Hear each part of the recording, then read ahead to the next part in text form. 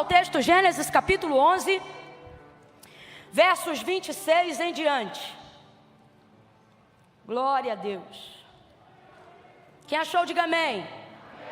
Nós vamos romper, tá bom? Depois da leitura do 11, vamos entrar no 12 continuando, tá? Glória a Deus. Diz assim o texto: viveu Terá 70 anos, e gerou a Abrão, a Naor e a Arã. E são estas as gerações de Terá. Terá gerou a Abrão, a Naor e a Arã. E Arã gerou a Ló. Morreu Arã, estando seu pai, Terá, ainda vivo na terra do seu nascimento, em Ur dos Caldeus. Abrão e Naor tomaram mulheres para si. O nome da mulher de Abrão era Sarai, e o nome da mulher de Naor era Milca, filha de Arã, pai de Milca e de Isca. Sarai era estéril, não tinha filhos. Tomou Terá Abraão, seu filho, e a Ló, filho de Arã, filho de seu filho, e Sarai, sua nora, mulher de seu filho Abrão, e saiu com eles da terra de Ur dos Caldeus para ir à terra de Canaã. Completa aí para mim, por favor. Para ir à terra de... Saiu da terra de Ur dos Caldeus para ir à terra de novo, igreja, para ir à terra de... Mas quando chegaram em Arã, quando chegaram aonde, gente? Arã, habitaram ali. Mas aonde é que eles queriam chegar? Mas eles só chegaram até onde? Pronto, agora vamos para o verso 1 do capítulo 12. Ora, disse o Senhor a Abrão: sai da tua terra e da terra da tua parentela e da casa de teu pai, para a terra em que eu te mostrarei. E farei de ti uma grande nação, e te abençoarei, e te engrandecerei o nome, e tu serás uma bênção.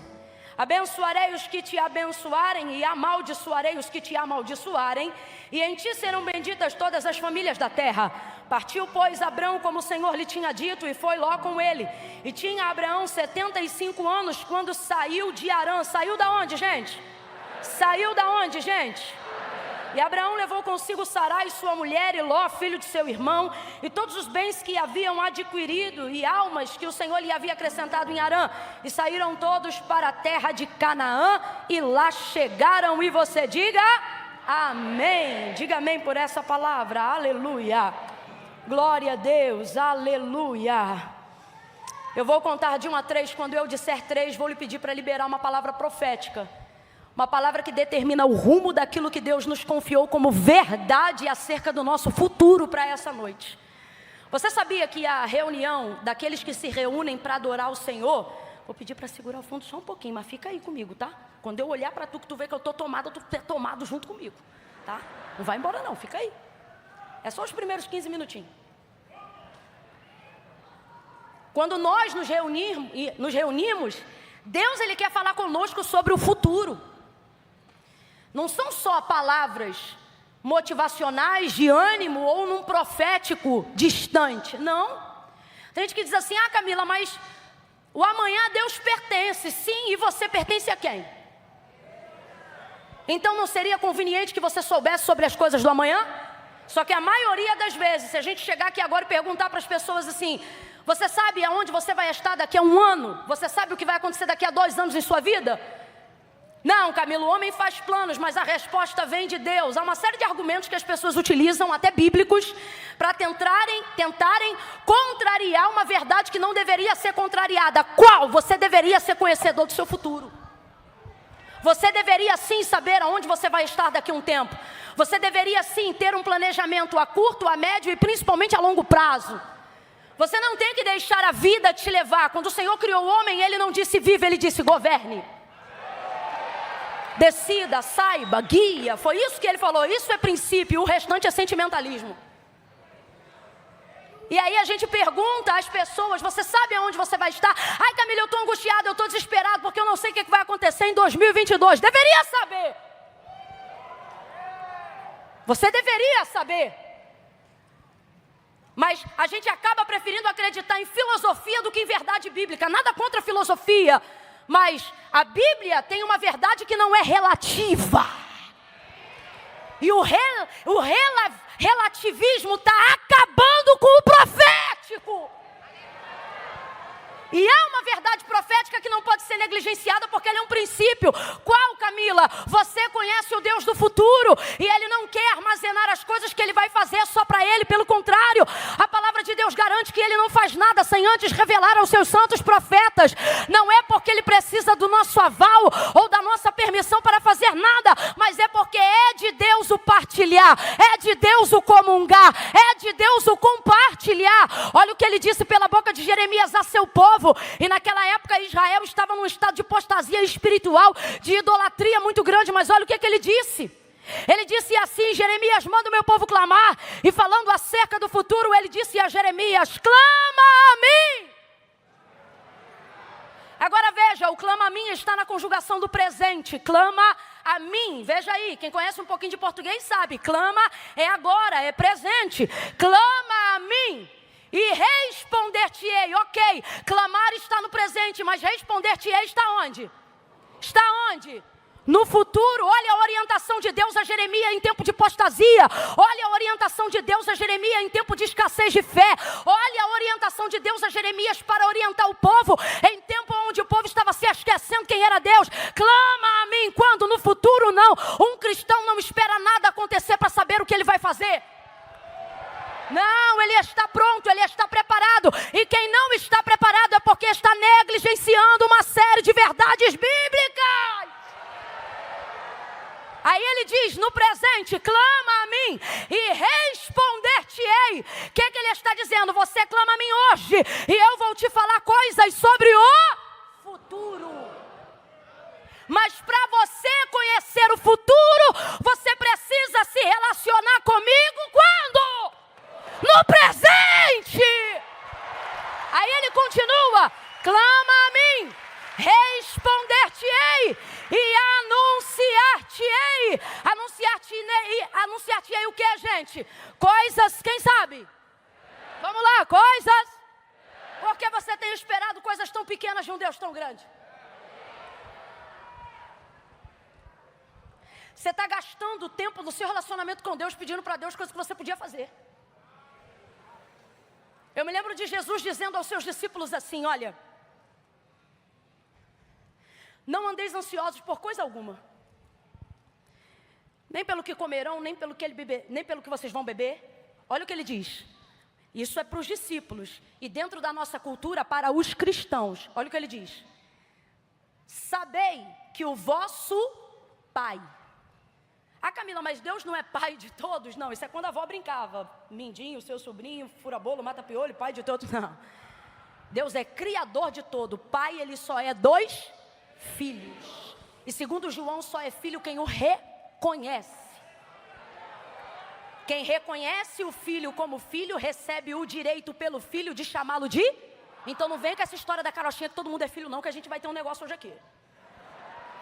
Aí escute isso. Olha o que ele diz: eu não quero vocês ansiosos com coisa alguma, nem pelo que comerão, nem pelo que beberão. Saibam, tenham em mente e em consciência que o vosso Pai, que está no céu, de todas essas coisas, Ele sabe que vocês precisam. Olha para o teu irmão e diga: Ele sabe. Diga: Ele sabe. Agora veja, Ele não diz o vosso Senhor, Ele diz o vosso. Ele diz o vosso. Ouça isso, igreja, Ele diz o vosso Pai. Por quê? Quem aqui é pai? Quem aqui é pai? Quem é pai aqui? Isso. Quando eu digo pai, são pais. Pai, mãe. Isso. Pronto. Seu filho aí, sobretudo quando ele está em fase de crescimento, quando chega a conta da fornecedora de energia, você dá na mão dele para ele pagar? É teu filho que tem que saber a data que vence o cartão? É o teu filho? É ele que paga a fatura do cartão? Não.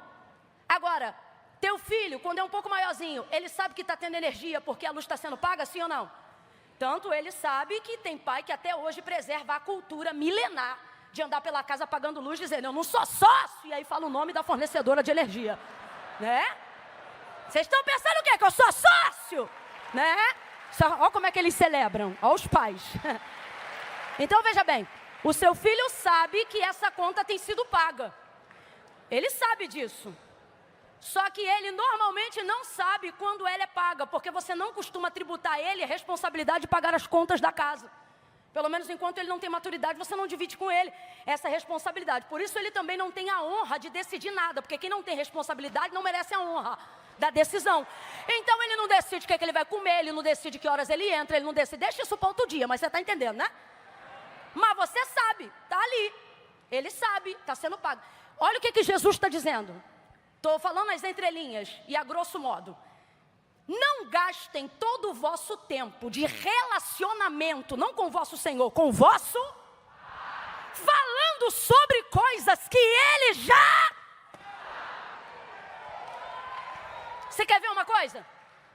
Quem aqui já era cuidado por Deus antes de conhecer a Deus? Quem hoje, servindo ao Senhor, reconhecendo quem Ele é, não reconhece apenas quem Ele é hoje, mas consegue lembrar de onde veio, aonde passou e dizer, mano, Deus já cuidava. Quem consegue fazer isso? Você ainda não sabia de onde vinha o oxigênio e nem dobrava o joelho para agradecer ao dom da vida, mas o dom da vida e o dono da vida te dava oxigênio todos os dias para que você hoje pudesse dizer, Ebenezer, até aqui me ajudou o Senhor. Quando você então reconhece como pai, aquilo que outrora era prioridade no passado, agora já não é mais prioridade, isso é assunto trivial. Não tem mais por que você gastar tanto tempo do seu relacionamento pedindo para Deus coisas que você já sabe que Ele já te autorizou e já delegou a você poder para fazer.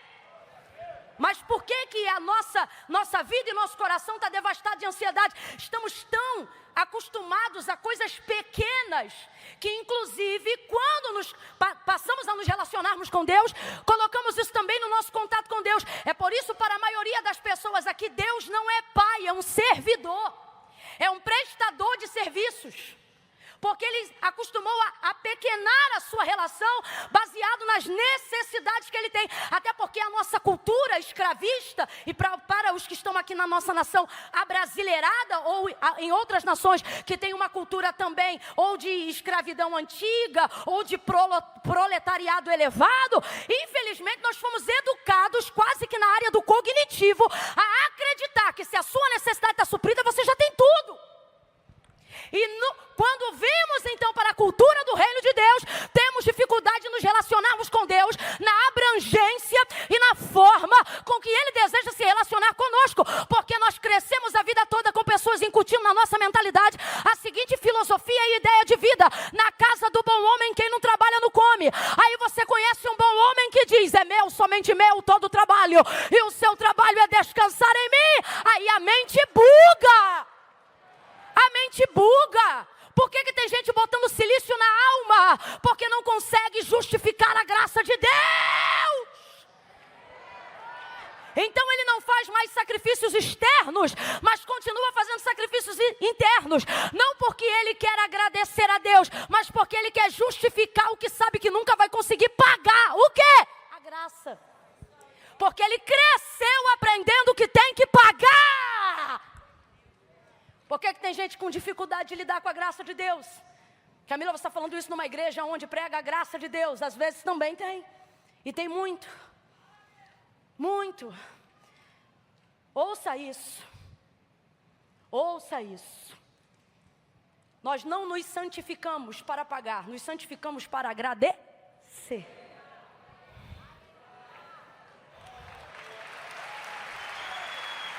Logo, não é obrigatoriedade, é consciência. Oh, meu Deus. Volta para o futuro e eu volto para Gênesis. Então ele diz, clama a mim. Se relacione comigo, porque eu sou um Deus que quero fazer coisas. Vem, igreja, eu quero fazer coisas. Mas você só se relaciona comigo para falar de conta de luz. Você só se relaciona comigo para falar de enfermidade. Eu vejo Paulo falando do espinho na carne, fez até campanha. Coisa rara era Paulo fazer campanha para um assunto. Porque um cara que tem muita intimidade com Deus, normalmente não precisa tanto de campanha. O cara já fala com Deus todo dia, fala com Deus direto, e isso potencializa a oração, o relacionamento dele com Deus. Isso é normal. Então, eu fui uma das poucas vezes que a gente viu Paulo fazer campanha, porque o espinho na carne o atormentava. E ele fez, por 3 vezes orou baseado no mesmo assunto e o mesmo tema. Senhor, tira de mim esse espinho. Eu não estou nem mais ligando para o mensageiro de Satanás que de tempo em tempo vem me esbofetear, mas o espinho está doendo muito. Estou parafraseando, tira de mim o espinho. Aí quando Deus o respondeu na 3ª vez, disse para ele, a minha graça te basta. E o meu poder se aperfeiçoa na sua fraqueza. Então responda para mim, Deus tirou o espinho? Deus tirou o espinho? Quando é que você vê Paulo falando isso com Deus de novo? Nunca mais.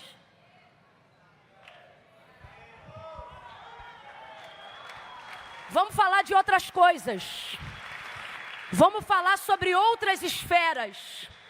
Vamos falar sobre outra. O Senhor está dizendo, eu não tenho problema nenhum de continuar sendo mantenedor do teu feijão, de continuar sendo mantenedor no teu combustível. Não se sinta envergonhado por isso, porque eu sou o teu. Mas quando for para estreitar relacionamento comigo, vamos falar de coisas que o dinheiro não compra. Vamos falar de coisas que network não faz. Vamos falar de coisas que transitam acima da economia. Eu não estou falando sobre a sua comunicação com os homens, abre a mente. Eu estou falando sobre estreitar a sua comunicação com Deus. Aqui falamos sobre coisas humanas. Aqui falamos sobre coisas políticas e econômicas. Aqui falamos sobre coisas terrenas, porque a embaixada do reino de Deus não é lá, é aqui. Nós estamos vivendo aqui, estamos manifestando aqui. Só que quando tu entrares no teu quarto e fechar a tua porta, prepara-te para o teu futuro, porque o Senhor te trouxe aqui nesta noite para dizer, eu sei que pensamentos tenho de vós, diz o Senhor, pensamentos de paz e não de mal, para vos dar o fim que desejais. E Ele não quer apenas te surpreender no fim, Ele quer fazer contigo uma caminhada, de forma que você não seja pego de surpresa, mas que você saiba onde está e sabe aonde vai chegar, de forma que quando um dia você parar numa entrevista e alguém perguntar para você, você sabia que chegaria até aqui? Você pode até dizer, eu não sabia quando, nem sabia a forma, mas algo eu já sabia. Por quê? Porque eu já falava com Deus e Ele me revelava coisas acerca do meu futuro. Deus quer revelar o teu futuro.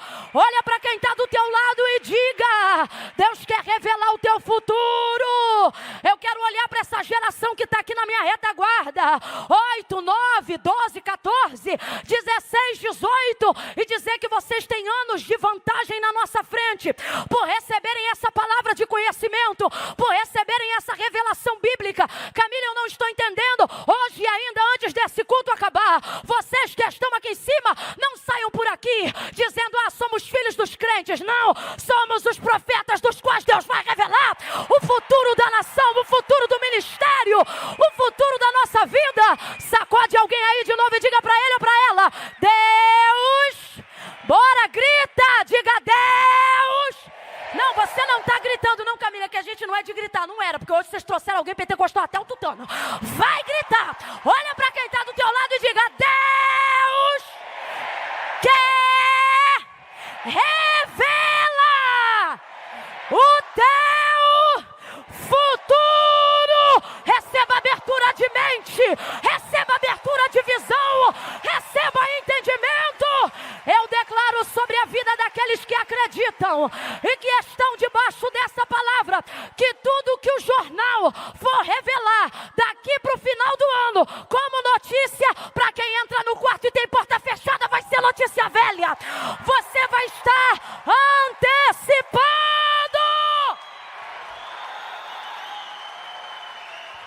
Se tu és profeta, profetize alguém o que eu vou lhe dizer. Se não és, entra na roda. Porque quem não é profeta, quando está na roda, profetiza também. Oh meu Deus do céu. Quando eu disser 3, você vai sacudir o ombro de alguém e vai dizer assim, 1 ano. Calma que eu não contei até 3 ainda, agoniado, espera. Ouviram? Vou contar de 1 a 3. Quando eu disser 3, você vai sacudir o ombro de alguém. Ai, mas eu não gosto que me toque. Ah, irmão, num ambiente desse, então ficava em casa. No 3, você vai sacudir e vai dizer assim, 1 ano. Eu podia dizer 10, eu podia dizer 5, só que nessa noite, eu vou dizer 1. Sabe por quê? Não quero que Deus dê tanto para você ficar confuso, nem pouco para você se achar menor. 1 ano eu acho que é o suficiente. O que, Camila? Vou pedir a Deus agora. Lembra aquela hora que eu falei que Deus ia me tomar, te tomar? É agora. Cadê o baterista? Tá onde ele? Tá aqui ele. Tá vindo? Tem pressa não.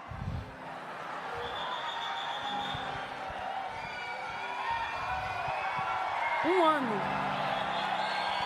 Camila, um ano pra quê? Mas aqui, ó. Nós vamos entrar. Pega aí um negócio bem pesado. Eu quero coisa pesada, menino. Isso.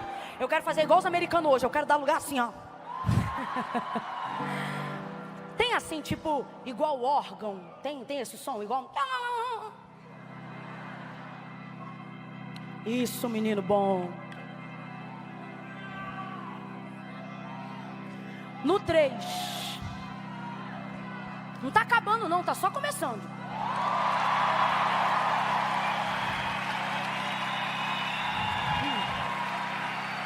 No 3. Isso é muito sério, gente. Só faço isso quando Deus manda. No 3, você vai impor as suas mãos sobre o ombro de alguém. No 3. Vai dar um sacode nessa pessoa e vai gritar para ela: 1 ano. Calma, eu não contei até 3. 1 ano. Você que está em casa. Você que está em casa. Camila, eu estou sozinho. Camila, eu estou sozinha. Como é que eu vou fazer aqui em casa? Tu vai dar um brado aí na tua casa. É um brado. 1 ano. Eu estou profetizando. Estou declarando. Estou aqui como Ezequiel. Como o Senhor me deu ordem. Deus vai antecipar. Não, você não. Eu tenho que te explicar isso aqui, gente. A economia mundial. Os homens mais poderosos desse mundo não são poderosos porque tem uma caneta ou uma cadeira. São poderosos, preste atenção, porque eles têm o privilégio de uma informação antecipada. Tudo que você vê no jornal, ou tudo que você vê acontecendo no mundo, no tempo que você enxerga, ou seja, quando é noticiado de forma pública e geral, essas pessoas normalmente, não tenha dúvida, já sabiam disso 1 ano antes. E eu nem estou falando de gente graúda, estou falando de gente mais ou menos.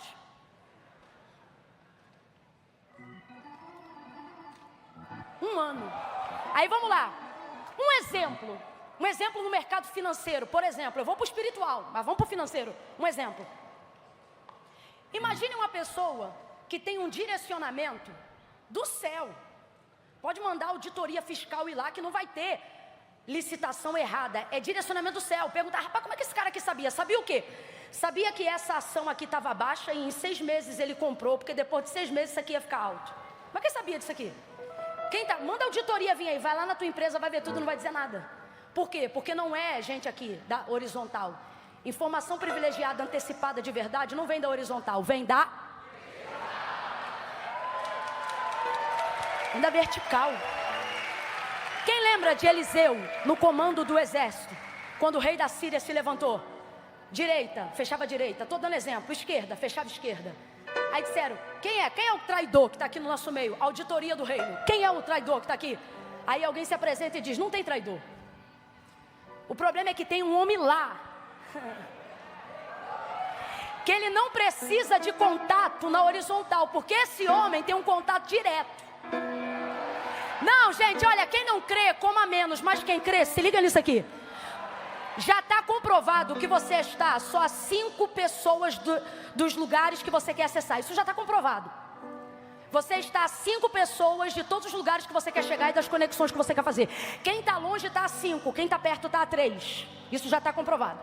Você precisa de 5 a 3 pessoas, dependendo do ambiente que você está, para acessar onde você quer entrar. Quem está acompanhando, diga amém. Isso já está comprovado. Aí você vem para essa conferência para conhecer um Deus que está dizendo, você precisa de 5 ou de 3, mas se você me conhecer de verdade, você só vai precisar de 1. Só de 1. Só de 1. Palavra de Deus diz que o pecado entrou no mundo por um homem. E quando saiu do mundo por um homem. Deus está dizendo, você não precisa de tudo que acha que precisa para chegar onde deseja. Você só Deus está dizendo a pessoas aqui hoje assim: olha, eu quero estreitar o teu acesso. Ao invés de precisar de 5, de 10, de 15, você vai entrar em lugares aonde as pessoas vão dizer: você entrou aqui com quantos? E você vai dizer: 1. A porta se abriu com 1. O meu nome foi lembrado por causa de 1. Ele deu vitória por causa de 1. Tem gente aqui que vão perguntar: como é que você venceu essa guerra? Aquele que foi por entre as amoreiras para dar vitória a Davi vai com escudo e espada desembanhada. Eu não sei para quem, mas Deus está dizendo a alguém aqui: segura aí. Deus está dizendo assim: senta que isso não me irrita, parece que quer que eu acabe agora. Eu tô brincando. Diga de novo. Diga assim comigo: 1 ano. 1 ano. Uma pessoa. Eu não estou dizendo que Deus não vai usar pessoas. Só que você não vai precisar fazer o que todo mundo faz para chegar onde Deus quer que você chegue. Pessoas vão lembrar do teu nome. Quer te contar uma história que aconteceu comigo? Tem gente que prega muito melhor, é muito mais consagrado, tem uma vida muito mais, né, diante de Deus. A gente reconhece isso, não tem dificuldade de reconhecer isso, não. Eu me lembro de eu chegar em lugar, mas quando Deus quer fazer, e quando você preserva o seu contato com eu não tinha esse negócio de pedir aqui, vai ali, não sei o que. Mas é amigo. Não tenho até hoje. Não tenho esse negócio. Eu me lembro de eu chegar em lugares e ficar tão chocada de estar num lugar grande e tal, e de honra, de eu perguntar para a pessoa, de eu cutucar assim o pastor, falar assim: pastor, mas o que levou o senhor a me trazer aqui? E o cara olhar para mim, dizer assim: menino, eu estava vendo lá uns vídeos, daqui a pouco apareceu o teu. Não estou falando de hoje, estou falando de mais de 10 anos atrás, quando realmente ninguém sabia. E a pessoa dizer assim, e Deus falou assim: traz ela. E eu colocar na reunião de obreiros aqui e falar: ó, Deus mandou trazer. Mas quem é? Quem indicou? Quem conhece? Ninguém conhecia. Me lembro de pregar num congresso de oração de 80 anos. Quantos anos eu falei? Eu tinha 22 anos. O congresso tinha 80, eu tinha 22 anos. Foi a primeira vez que uma mulher subiu na tribuna da igreja. Imagina, com a cara de 22 anos. Porque se essa cutis é assim hoje, imagina com 22 anos. Aí escute. 22 anos.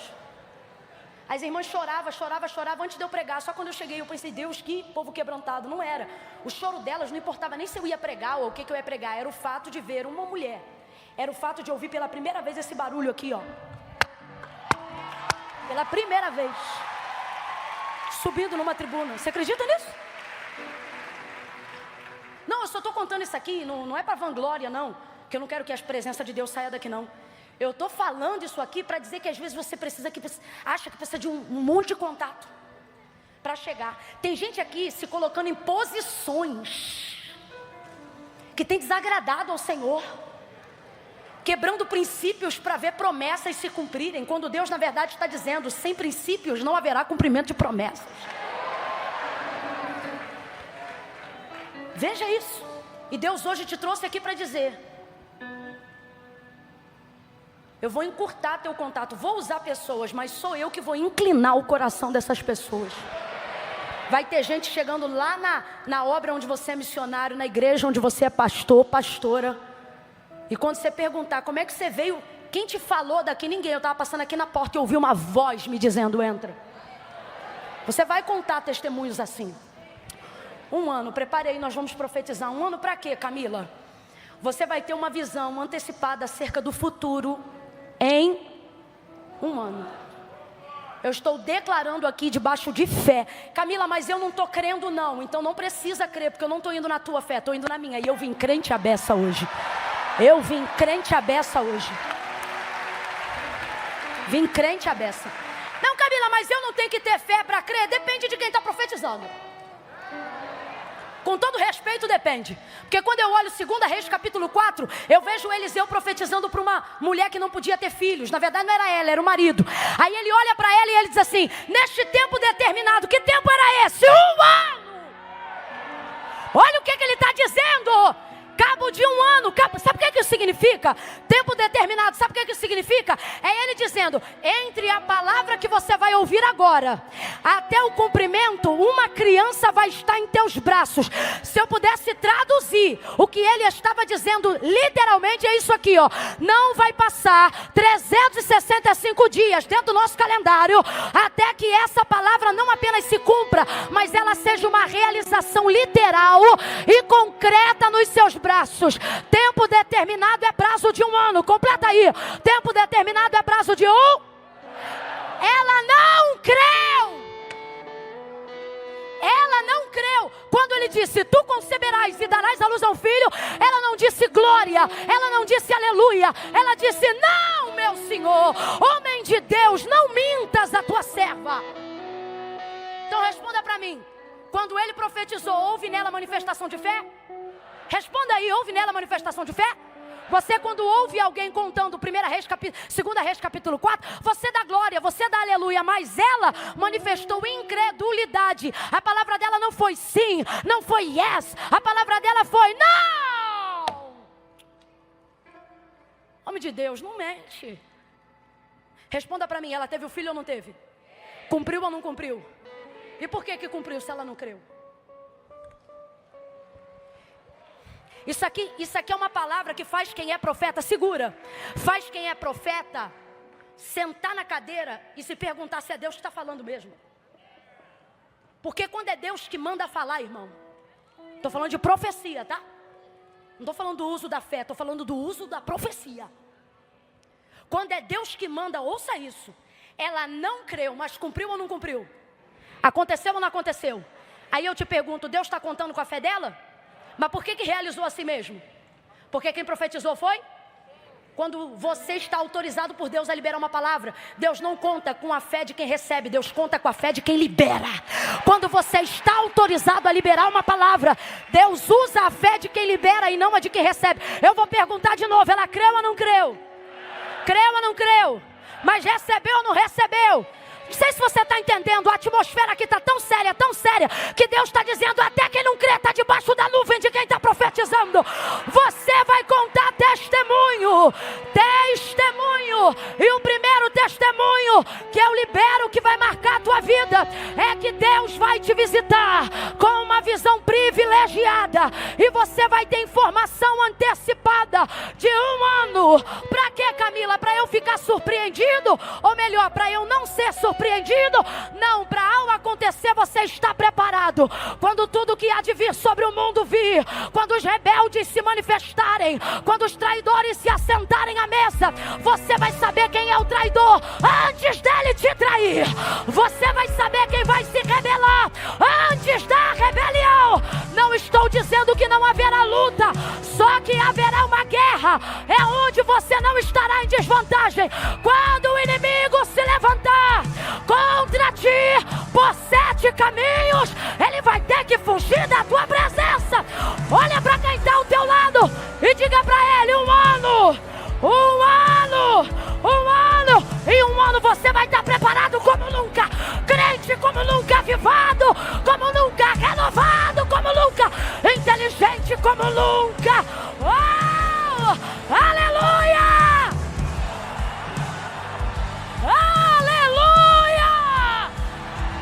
Em 1 ano, Deus vai inaugurar um novo ciclo e fechar um ciclo antigo. Quem recebe isso, reaja diante da palavra. Quem não recebe, eu profetizo. Eu declaro uma mente privilegiada, informações privilegiadas. Mas segure aí. Isso é só para quem quiser estreitar relacionamento.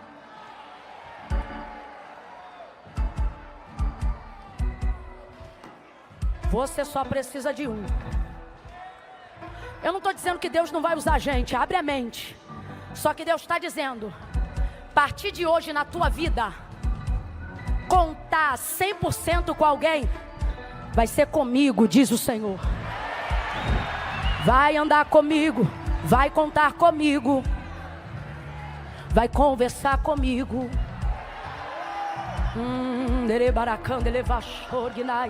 Vai falar comigo, vai cantar comigo, vai falar comigo. Vai sentar comigo, vai comer comigo, andar de ônibus comigo, metrô comigo, dirigir comigo, a pé comigo, bicicleta comigo, deitado comigo, de pé comigo.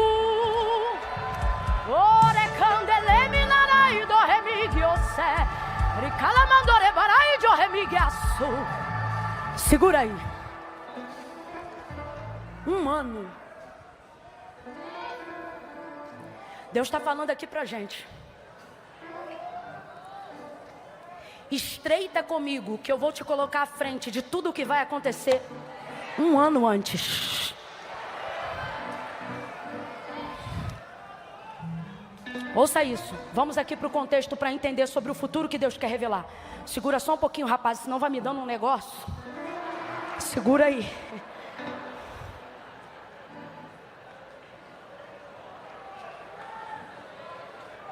Ó, vou resumir.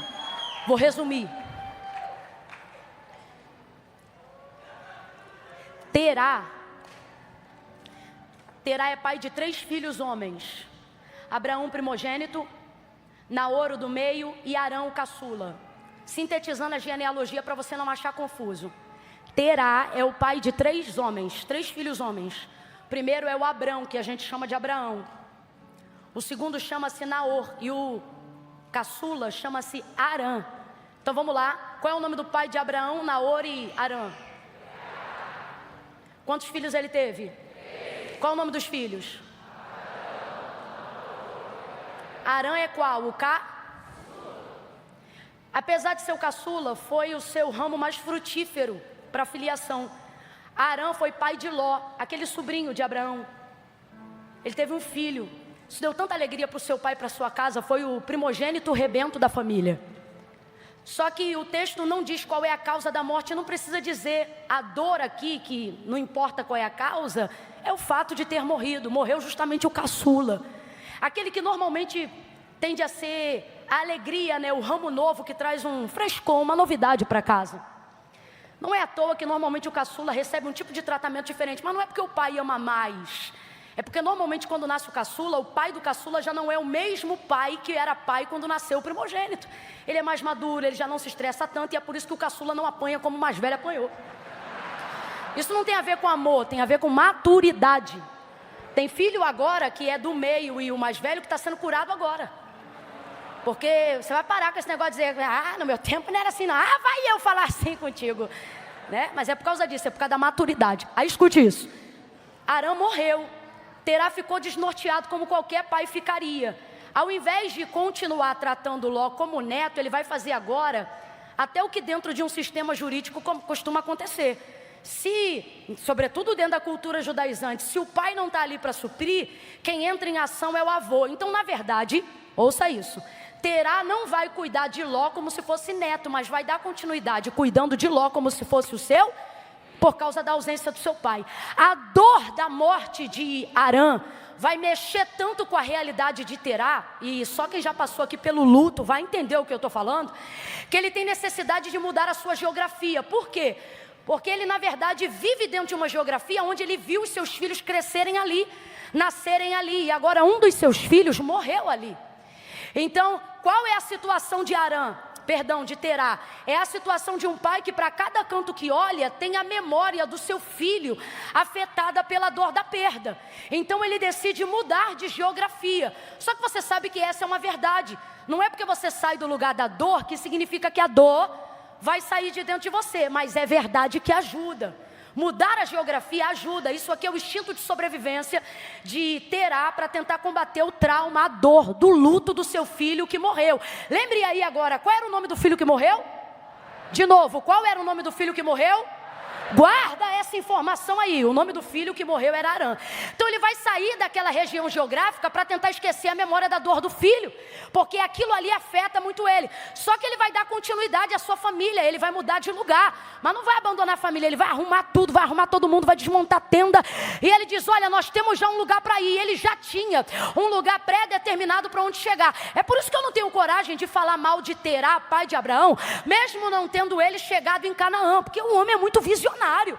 Olha isso, gente. Em Gênesis 12 você vê Deus falando com Abraão que ele vai chegar em Canaã. Na verdade ele não diz Canaã, mas Deus vai determinar Canaã. Agora Deus fala com Abraão e conduz ele lá. No caso de Terá, não. Você não vê a voz de Deus se manifestando a Terá para dizer que ele vai para Canaã. Mas Terá é tão visionário, que ele mesmo, numa perspectiva natural, consegue ter inteligência o suficiente para entender que Canaã é o melhor destino para levar a sua família. Aí ele mesmo vai dizer: ó, nós vamos sair daqui e vamos para Canaã. A primeira vez que você vê Canaã sendo mencionado como lugar de destino, não é por intermédio de Deus quando fala com Abraão, mas é por intermédio de Terá, pai de Abraão. Ó a visão do cara. Vamos para Canaã. Arruma as malas, a família muda a geografia, parte caravana, todo mundo para chegar em Canaã. Duas realidades que você precisa aprender quando Deus te abrir a visão. Primeira, nunca decida para onde você vai. Você não vai conseguir chegar lá se primeiro você não tiver humildade para reconhecer aonde está e por que tem que sair. Ele vai sair do lugar da dor dele, ele precisa sair de lá. Quem aqui tem GPS no telefone, Waze, Google Maps, sabe do que eu estou falando, quer ver?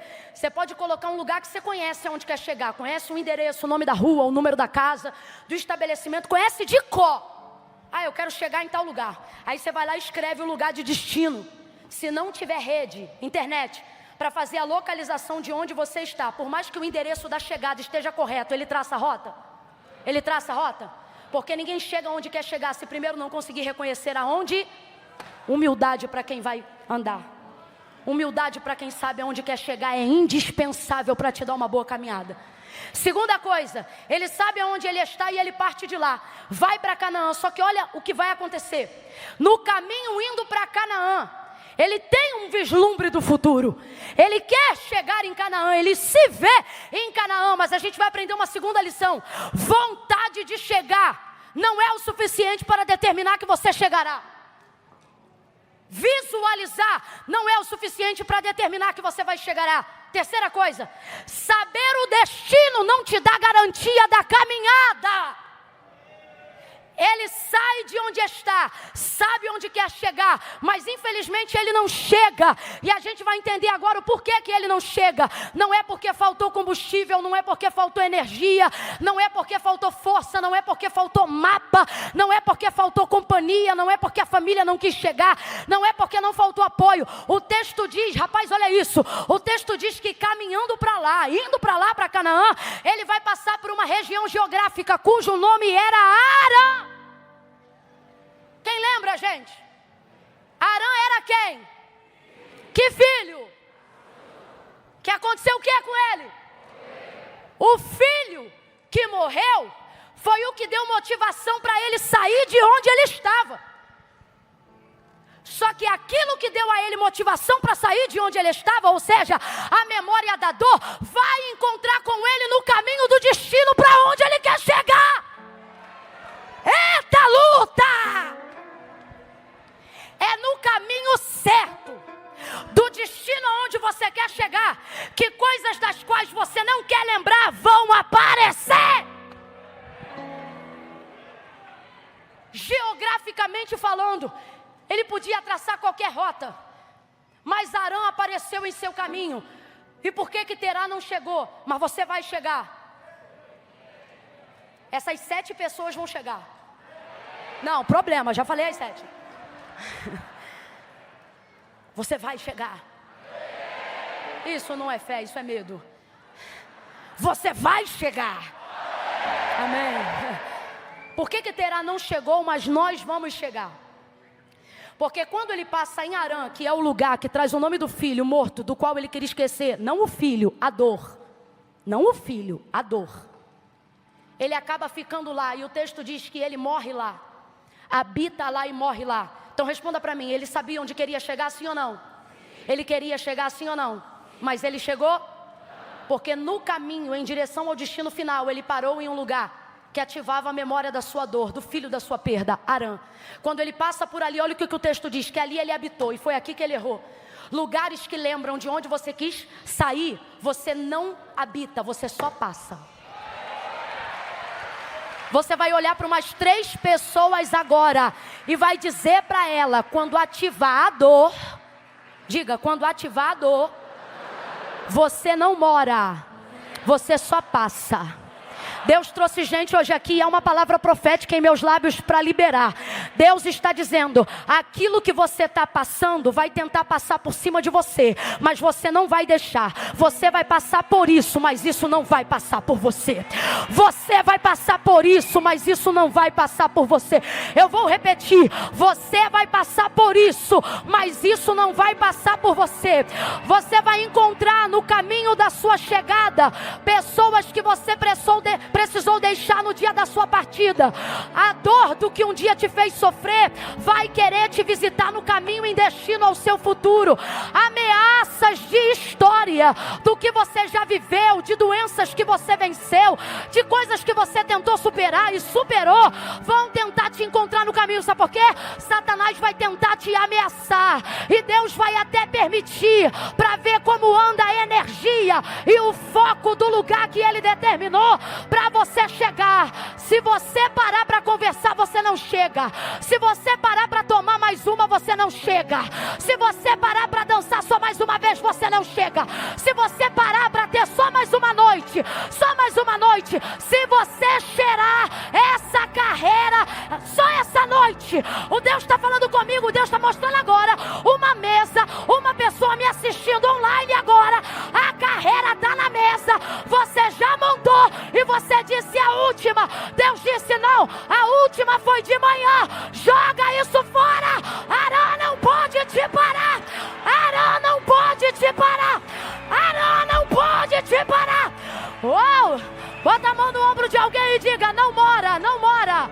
Passa, passa, manda tchau de longe, beijo de longe, abraço de longe. Você está numa caminhada e não pode parar. Não deixará te enganar. Se eu tivesse lá, eu ia dizer, terá. Esse lugar não representa seu filho. É apenas um nome, terá. Saia daí. Alivia o compressor para mim, só um pouquinho, por favor. Terá. Esse lugar não é seu filho, é só uma memória. Uma memória que ativa a sua dor. E por que a gente tem certeza do que está dizendo aqui à luz da psicologia? Por que a gente tem certeza disso? Porque ele passou por muitos lugares, mas só parou em Arã. Porque tem coisas que você só descobre na tua vida que você está resolvido com aquilo quando tu passa de novo. Por isso que às vezes Deus permite uma ameaça que não vai cumprir. Ele só quer testar se tu superou. Ei, baravacho. Camila, será que Deus faz isso? Direto! Com Abraão então? Aqui, Abraão, me dá teu filho, teu único filho. A quem tu amas. Deus sabe ou não sabe? Que Abraão vai sacrificar o filho, sabe ou não sabe?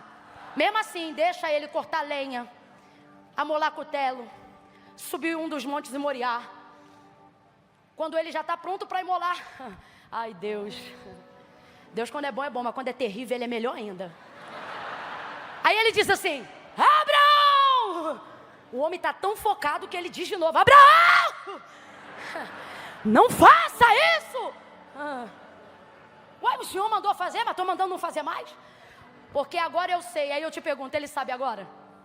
É agora que ele sabe? De acordo com a sua onisciência, ele sabia antes ou não sabia? Porque não é ele que tem que saber. É Arão que tem que saber. Abraão, é isso aqui, ó. Quer ver? Deus de fato, para quem conhece aqui o nosso Deus, Ele aceita sacrifício humano de homem? Aceita? Assassinato, homicídio, nosso Deus aceita isso? E se Astarote, Azera, Baal, Baalim, nosso Deus não. Todo Deus que tu conhece na carreira, é por isso que eu amo o cristianismo. É só tu fazer a ligação aí, você que está ligado aí agora. Não é partido, não é e bandeira evangélica. Não é isso não. É uma questão de consciência. Todo Deus que você conhece, ele te pede alguma coisa. O Deus que a gente conhece deu filho. É o único Deus que eu conheço que ao invés de pedir, deu. O único. Deus já sabia. Abraão, me dá teu filho. Quando ele estava pronto para acutelar o menino, Deus disse, não. Agora eu sei que você... Só que ele já sabia antes. Ele está fazendo isso para Abraão saber quem tem que ocupar o primeiro lugar. Porque certamente o amor de Abraão já estava mais vinculado ao cumprimento da promessa, que é Isaac, do que a quem fez a promessa. Por isso Deus o testou. Tem coisa na tua vida que tu só vai passar. E Deus vai permitir passar. E tu não vai morrer nessa área, nem nessa prova, nem nessa dor. É Deus dizendo assim, é só para você desvincular teu coração disso. Eu só estou deixando você passar por isso para poder ver se essa área já está vencida na tua vida. Eu não estou botando gente que estava no teu passado para te encontrar no caminho do teu futuro, para desestabilizar o teu emocional, não. É só para saber se tuas ideias estão firmes no lugar. Se tua base... Eu vou falar bem rasgado. Tem gente aqui que guarda um númerozinho de alguém, esperando o dia da fraqueza para ligar. Deus está dizendo, você quer ficar em Arã? Guarda o número. Quer mudar a história da tua vida? Queima esse chip e troca de telefone, muda a tua história. Supera isso. Sai disso. Estou guardando o contato A, porque se o B não der certo, ainda tem o C. O Senhor está dizendo, larga o A, o B, o C. Vai para o J de Jesus Cristo. Com Ele não tem plano A, nem B, nem C. Agora preste atenção, porque isso Deus falou no meu coração. E eu compartilho aonde Ele me manda. E aqui Ele tem me autorizado a fazer isso. Quando eu vejo Terá parado em Arã, eu vejo ele morrendo na metade do caminho. Eu vejo ele deixando de viver a realização de Canaã na metade do caminho. E uma das maiores certezas que eu tenho, de que apesar de ter vivido a dor que viveu, ele estava no caminho certo, fazendo a coisa certa, é que quando Deus visita Abraão, Deus não muda o destino. Abraão ainda não sabe, mas o lugar que Deus faz Abraão chegar e dar a toda a sua herança ainda é Canaã. O que prova que Terá estava certo. Você precisa entender que Arã é apenas lugar de passagem. Existem coisas que vão vir para ameaçar o teu destino. E Deus está dizendo, não monte tenda aí, troca de calçada. Dorme na cidade mais à frente. Se tiver que passar uma necessidade, uma privação, passa. Mas não para no lugar que você precisou de tanta força para sair. Não fica aí. Passa. Oh meu Deus, olha para quem está do teu lado e diga, não arme a tenda em Arã. Mas por que Arã é tão cômodo, gente? Porque Arã traz o conforto da memória de um filho. O problema é que junto com a memória do que é bom, Arã também traz a paralisia do que o trauma fez. Então ele não consegue sair de lá, e o texto diz, e habitou ali, foram 205 anos os seus dias, e ele morreu em Arã, sabendo aonde queria chegar e tendo força para chegar, mas não chegou, porque parou aonde ele só deveria ter passado. Deus está dizendo, não é sobre você não passar por coisas, é sobre você não morar nesses lugares, é sobre você não habitar nesses lugares, é sobre você não se assentar mais à roda de mesas que eu te tirei. Não é sobre não falar com essas pessoas, é apenas sobre não estar mais assentado, paralisado no mesmo lugar que elas estão. Aí Deus fala no meu coração que eu ia dizer, era isso. É que Arã, na nossa fonética e até na do hebreu, parece com Canaã, porque tem a mesma fonética final, Arã, Canaã. Se você falar muito rápido, parece até o mesmo lugar. Aí Deus tem falado isso comigo. Todas as vezes que Satanás vê que não pode tirar da tua cabeça o destino da tua chegada, vai tentar atrapalhar o meio do teu caminho. Como? Botando empecilho? Não. Tentando te fazer se sentir confortável no meio do caminho. Sabe para quê? Para você ter a sensação de comodidade. O que é isso?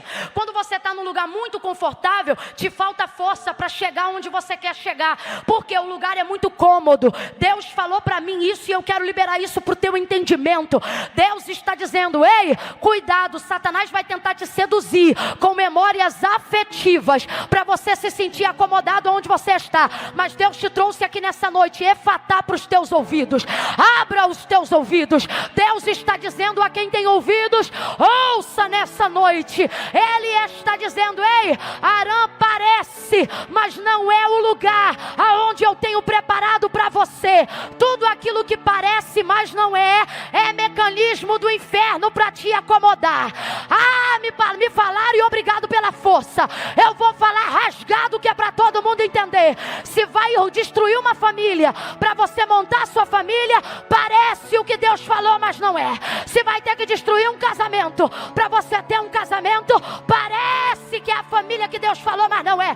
Deus está dizendo: ei, se a igreja que você está parece com o que Ele falou, mas não combina com o propósito que Ele te confiou, só parece. Não fique aonde parece. A artimanha do diabo que levou Eva a cair não foi a mentira, foi o sofisma.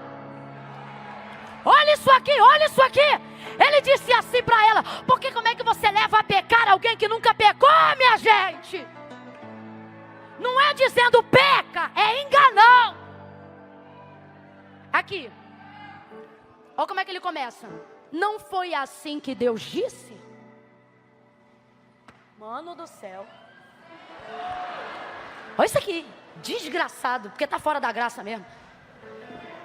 Não foi assim. Olha a alusão que ele faz. Eu não estou falando o que eu quero dizer, eu só vou dizer para você o que Deus disse. Só que ele vai colocar um negocinho ali. Ele disse: não vai ver, não vai tocar, e Deus só falou para não comer. Ele acrescentou. Ouça isso, depois você medita lá. Usou o que Deus falou para tentar dissuadir Eva da ideia de obediência. Ele não disse come, ele não disse peca. E é assim que Satanás tem trabalhado nesses dias para quem já conhece o Senhor. Você acha o quê? Que ele está aparecendo de chifre e rabo dizendo: vai lá, adultera, vai lá, vai lá. É ruim, hein? Ele vem, ó, devagarinho, ele diz assim: mas não foi bem essa promessa. Mas não foi bem assim que Deus falou. Mas você também está exagerando. Mas também Deus não quer tudo isso de você.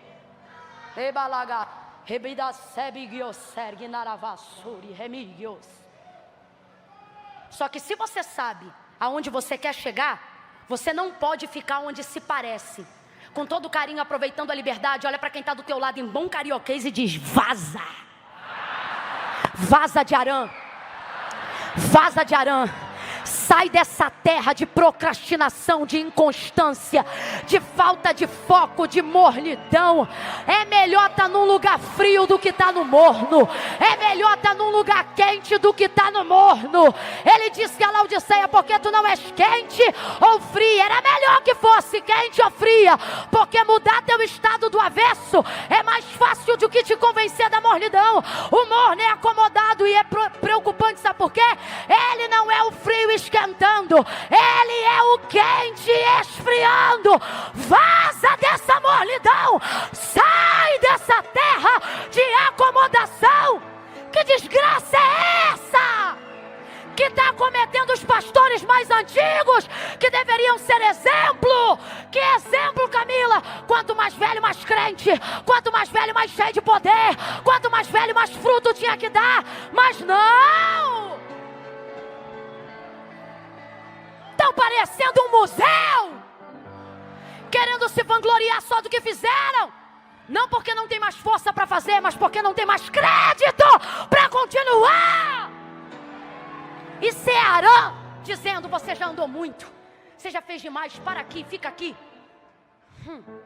Eu gosto é quando eu vejo, principalmente por onde eu ando, pastores de 80 anos, que não presidem mais, não estão mais na atividade da eclésia, porque reconhecem que não tem força para lidar com um cajado no rebanho. Quebrar a perna direita de ovelha não é fácil, requer força.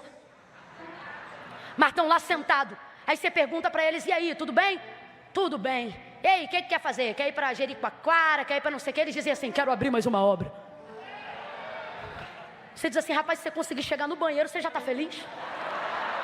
Mas não, os caras, visionário para frente, sabe por quê? Do lado de fora perece, dentro o fogo consome. É uma unção, é uma unção. Me lembro de chegar um pastor, 70 anos de idade, Cheguei numa igreja para pegar no interior da Bahia, muito mal, muito enferma.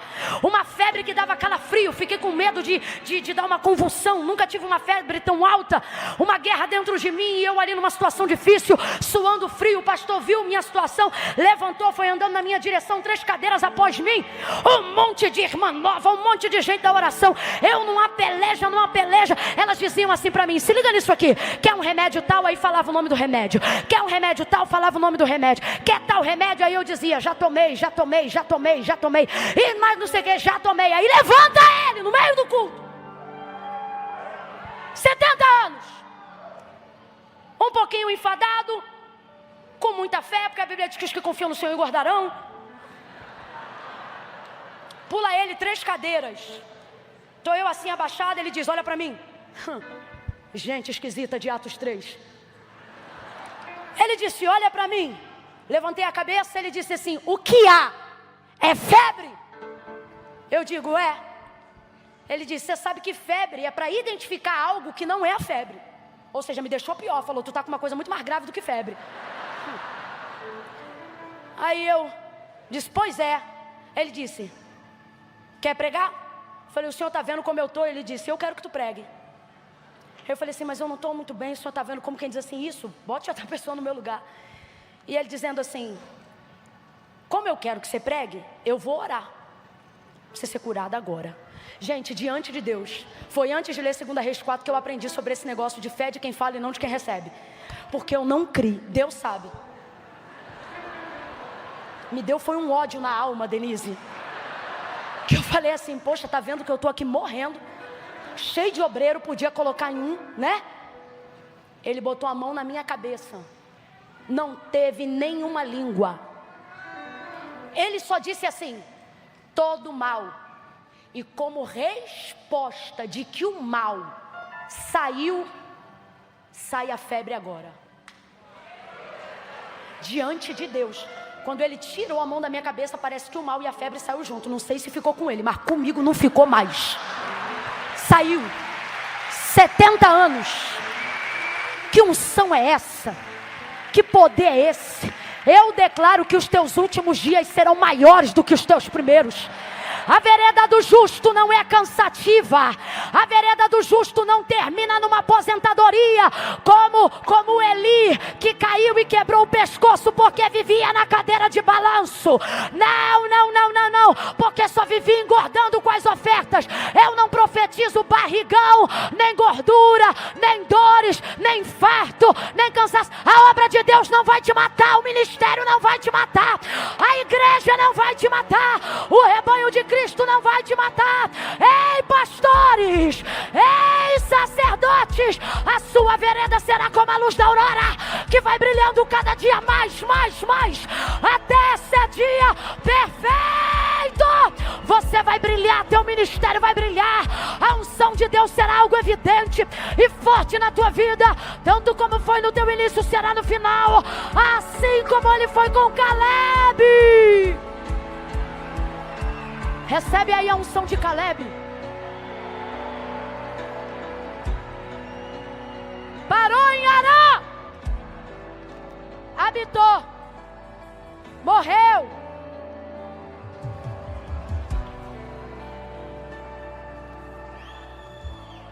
Sabe o que eu vim dizer de Deus aqui para você?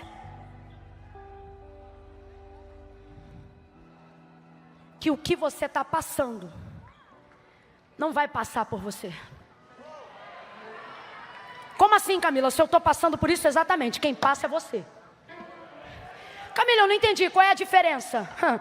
Êxodo 13, pergunta aí. Foi o mar que passou pelos hebreus?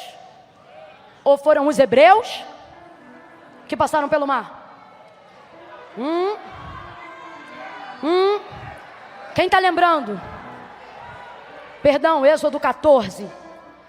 Foi o mar que passou pelos hebreus? Ou foram os hebreus que passaram enxutos no meio do mar? Agora eu vou perguntar de novo, só que com outro povo. Foi Faraó que passou pelo mar? Ou foi o mar que passou por Faraó? Você é quem? Você anda com quem? Você está do lado de quem? Porque quem sabe aonde chegar, vai passar por situações. E vai ter gente que vai dizer, mano, como é que você passou por isso? Aí você vai ter que dizer, Isaías 43. Lá há uma garantia. Primeira, já parou para analisar? Em Isaías 43, diz que se você passar pelo fogo, ele não te queimará. Porque o fogo é si, mas a água não. A água não é si. Depois lê o texto, a água é quando. Porque Deus está dizendo, tem coisa que eu não vou te poupar, irmão. Tem coisa que você vai, mas tem uma garantia. Quando passares pelas águas. Quem lembra, gente? Elas não te afogarão. Quanto aos rios, eles não te submergirão. Tudo isso por quê? Porque eu sou contigo. Eu não sei se você está entendendo, mas assim te diz o Senhor, eu não vou te esperar do outro lado. Eu estou passando com você, sofrendo com você, andando com você, comendo com você. Deus, aonde o Senhor estava quando eu fui traído? Sendo traído junto com você. Deus, aonde o Senhor estava quando eu não tinha carro? Andando a pé na rua junto com você. Porque eu não vou te poupar de evitar Arã, mas se tu estiveres comigo, eu vou passar contigo. E esse mar não passa sobre você. Essa doença não destrói você. Essa luta não vai acabar com teu casamento. Porque eu estou passando contigo. As pessoas pensam que Jesus é destino. Jesus não é destino. Jesus é caminho. Ele nunca disse eu sou a chegada. O lugar que você quer chegar não é um lugar, é uma pessoa. Falei, tô leve. Você pensa quando eu tiver tal carro, quando eu tiver tal casa, você pensa que sua felicidade está em um lugar. Deus me trouxe hoje aqui para te dizer, tua felicidade não é um lugar, é uma... Jesus disse, eu sou o caminho. Ele não te espera do outro lado. Se ele te esperasse do outro lado, não tinha graça. Pergunta para Moisés, se Moisés queria encontrar ele em Canaã. Ele disse, não, se a tua presença não for, me deixa aqui. Aonde ele estava? No vale. Por que a gente quer ir para o céu? Porque é bonito? Porque Jesus está lá. Porque se ele morasse no inferno, a gente ia dizer, me leva para o inferno. Quem está entendendo o que Deus está falando aqui? O lugar que queremos estar não é um lugar, é a pessoa de Jesus.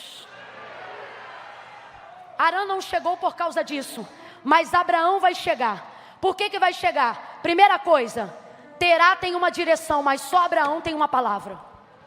O que difere quem chega e quem não chega não é saber aonde quer chegar, é saber se está acompanhado de quem sabe fazer a viagem. Abraão, sai da tua terra. Qual foi a primeira palavra de Deus em relação a Abraão? Não foi vai. Todo mundo quer ouvir de Deus um vai. Mas antes de Deus dizer a Abraão vai, primeiro ele disse... Deus está dizendo, sabe por que você ainda não tem o meu vai? Porque você ainda não saiu de onde eu te mandei sair. Você quer direção, mas não quer me dar obediência.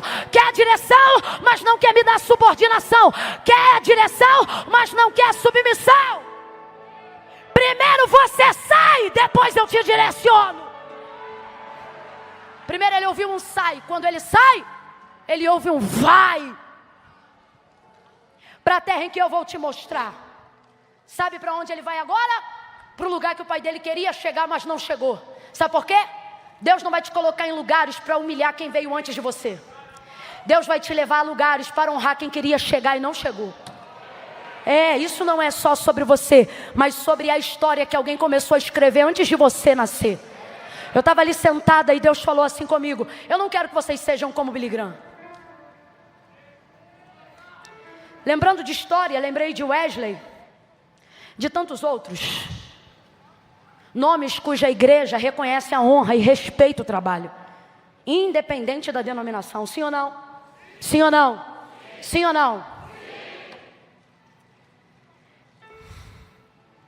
E tem gente orando dizendo, quero ser como eles. E Deus está dizendo, mas e se eu te disser que não te chamei? Deus falou isso comigo sentado ali hoje. Eu não te chamei para continuar o que eles começaram. Eu te chamei para encerrar o que eles começaram. Camila, eu não entendi, vai entender agora. Deus está dizendo, eu não quero abertores, eu não quero abridores. Está certo, gente? Abridor? Tá? Tá? Estão na dúvida também? Quantos terminaram até o final da 5ª série? É abridor? Porque ali já dá para saber. É? Eu não quero abridores. É porque a gente fala abridor, a gente não imagina a pessoa, a gente imagina aquele negócio abrindo a lata. Mas enfim, o que Deus estava comunicando ao meu coração é, eu não estou procurando gente que abre ciclos. Ao longo da história eu levantei muita gente para abrir ciclos. O problema é que muitos estão abertos até hoje e eu não consigo fazer uma coisa nova porque ainda não concluí a antiga. Porque todo mundo só quer continuar no caminho que alguém já desbravou. Mas e se eu disser, assim diz o Senhor, que eu tenho um novo caminho? Que eu tenho um novo jeito. Ora Deus, se tu tens esse caminho, então abre ele. E ele está dizendo, só que eu também tenho um princípio. Eu não abro um sem ter concluído o antigo. O problema é que todo mundo só quer abrir e ninguém quer fechar. Aí Deus falou para mim, quem crê coma, quem não crê coma menos. Que esta geração que antecede o arrebatamento da igreja não é uma geração que inaugura e abre ciclos. É uma geração que encerra ciclos. É uma geração que otimiza, que fecha, que dá desfeito. Camila, eu não entendi. Nós não somos a geração que entra no processo. Nós somos a geração que dá resultado para quem entrou no processo antes da gente.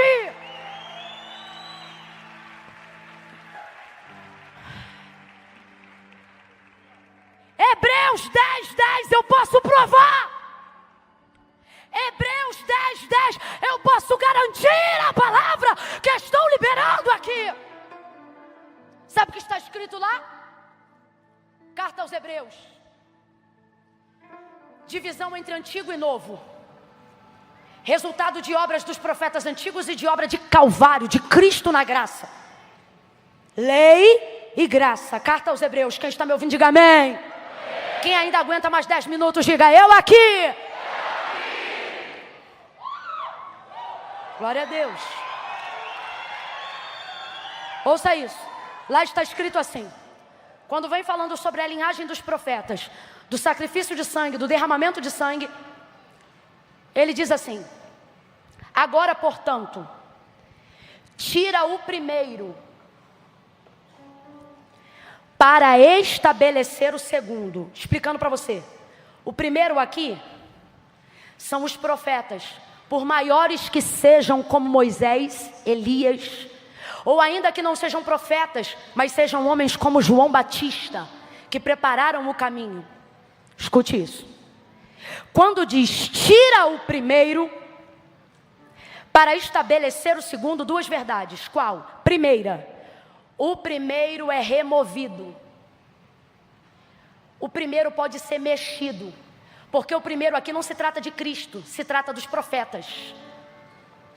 Sabe o que está dizendo? Moisés passa, Elias passa. Porque tudo que eles fizeram era promover o que não pode passar. E diga para mim, quem não passa? Quem não passa? Quem não passa? Jesus. Só que Jesus não é o primeiro, porque ele não está lá, a não ser na sombra do Antigo Testamento. Quem está me acompanhando, diga amém. Por isso, no lugar de destaque do autor da carta aos Hebreus, não é do primeiro. O lugar de destaque do autor da carta aos Hebreus é de quem? Porque o segundo é quem? Porque ele veio de... Diziam, João Batista, tu és o Cristo. Falou a verdade e não mentiu dizendo não sou. Mas por que pensavam?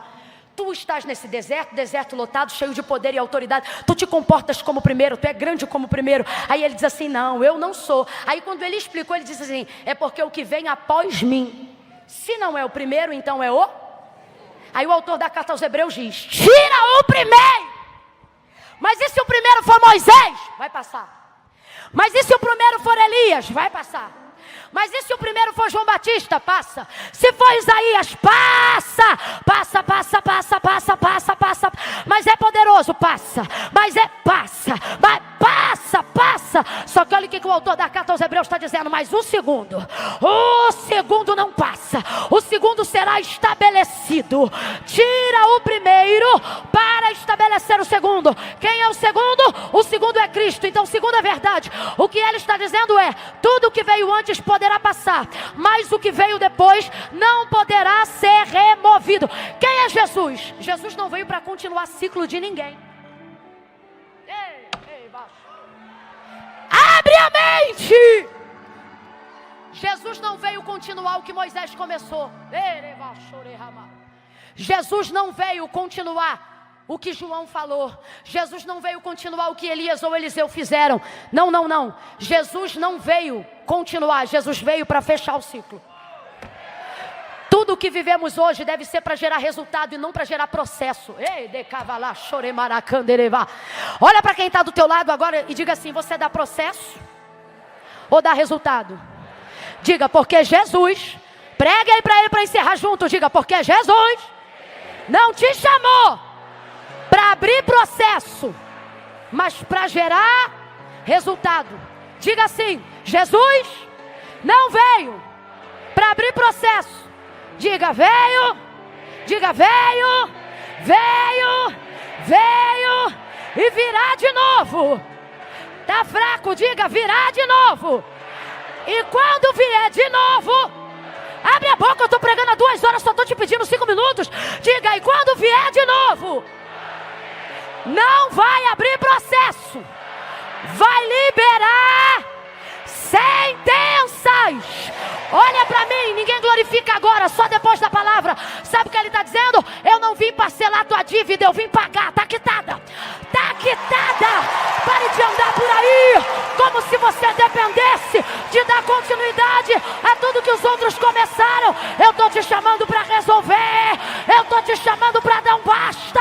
Eu estou te chamando para ser um solucionador de problemas. Quem acredita nisso, fica de pé para fechar o ciclo. Para fechar o ciclo. Essa noite é noite de encerramento, porque é noite de darmos resultado.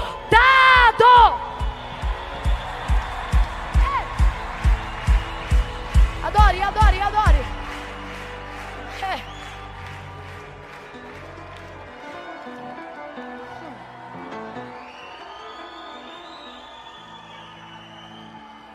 Sabe quem gosta de dívida parcelada?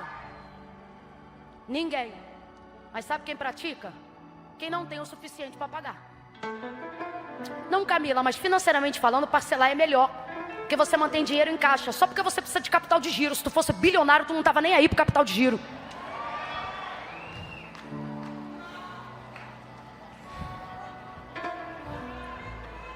Ouça isso.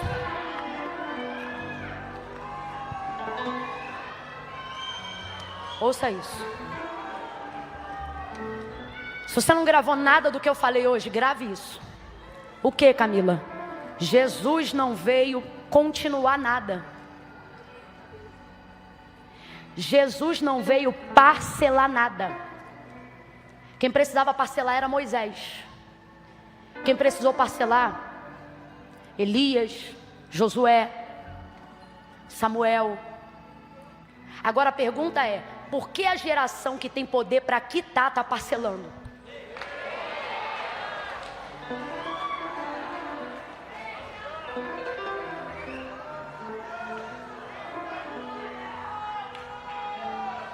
Abraão, ouça isso. Abraão não sabia que o lugar que Deus ia levar era Canaã. Ele não sabia. Mas para ele não importava, por 2 verdades. Primeira, Abraão não só teve que enterrar o irmão, mas teve que ver o pai morrer no lugar que levava o nome do irmão. Então eu vou te perguntar, você acha que ele quer ficar lá? Não leva mal não, ele é sim o pai da fé, mas Deus deu para ele motivação de sobra para não ficar lá. Porque Deus ajuda a fé, a Bíblia diz que Ele é o dono do querer e do efetuar. Quando tu quer muito uma coisa, não é vontade, é porque Deus já te deu a motivação. enterrou o pai, aonde o pai paralisou o sonho por causa da morte do irmão. Então tudo bem, Terá tem uma dor, mas Abraão também tem. Então quando Deus diz vai, de fato Abraão não sabia para onde. Posso te falar a real? Nem precisava saber. Porque ele pode não saber todos os motivos para ir, mas já sabe quais são os motivos para não ficar. Segunda coisa, quando Deus chama Abraão para ir para Canaã, Deus sabe que é Canaã, mas conta para ele. Ele não diz vai para Canaã, ele diz eu vou te levar para uma terra. Ele diz qual é a terra? Porque na verdade, Deus não está chamando Abraão para conhecer Canaã, está chamando Abraão para conhecer ele.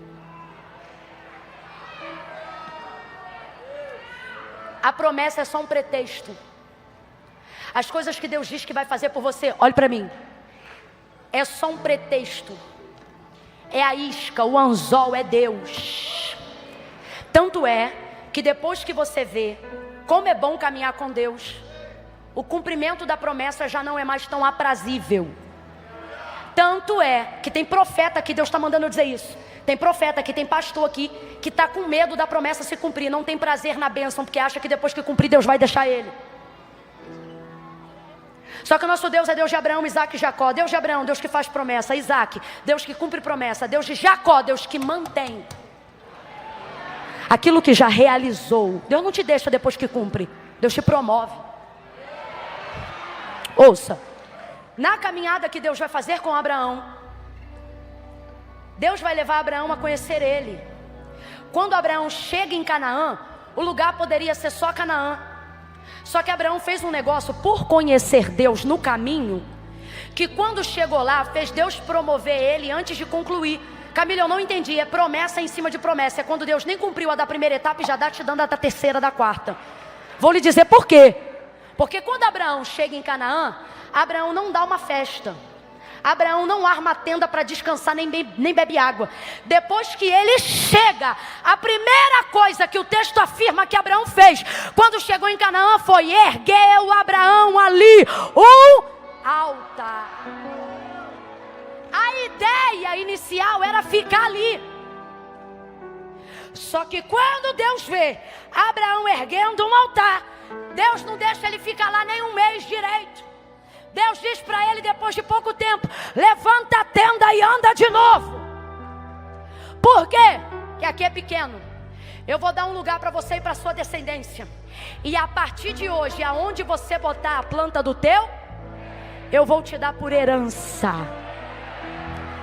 O homem mais rico financeiramente e com maior patente espiritual que passou pela terra no Antigo Testamento tem nome, é Abraão.